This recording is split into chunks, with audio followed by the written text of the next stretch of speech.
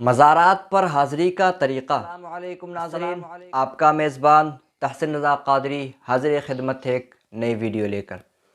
مگر ویڈیو آگے بڑھانے سے پہلے ایک چھوٹی سی درخواست ہے کہ اگر آپ نے ابھی تک میرے چینل کو سبسکرائب نہیں کیا ہے تو پلیز سبسکرائب کر کے بیل آئیکن کو ضرور پریس کر لیں۔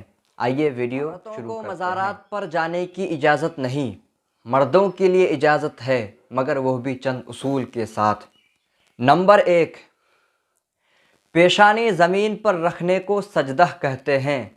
یہ اللہ جل شانہ کے علاوہ کسی کے لیے حلال نہیں۔ کسی بزرگ کو اس کی زندگی میں یا بعد وصال سجدہ کرنا حرام ہے۔ کچھ لوگ مزارات پر ناک اور پیشانی رگڑتے ہیں، یہ قطعاً حرام ہے۔ نمبر 2، مزارات کا طواف کرنا یعنی اس کے گرد مثل خانہ کعبہ کے چکر لگانا بھی ناجائز ہے۔ نمبر 3، از روئے ادب کم از کم 4 ہاتھ کے فاصلے پر کھڑا ہو کر فاتحہ پڑھے۔ بوسہ دینا اور چھونا بھی مناسب نہیں۔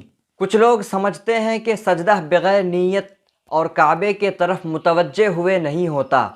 یہ بھی جاہلانہ خیال ہے۔ سجدے میں جس کی تعظیم یا عبادت کی نیت ہوگی اس کو سجدہ مانا جائے گا، اور جو سجدہ اللہ کی عبادت کی نیت سے کیا جائے گا وہ اللہ تعالیٰ کے لیے ہوگا، اور جو مزارات پر یا کسی غیر خدا کے سامنے کیا جائے گا وہ اسی کے لیے ہوگا۔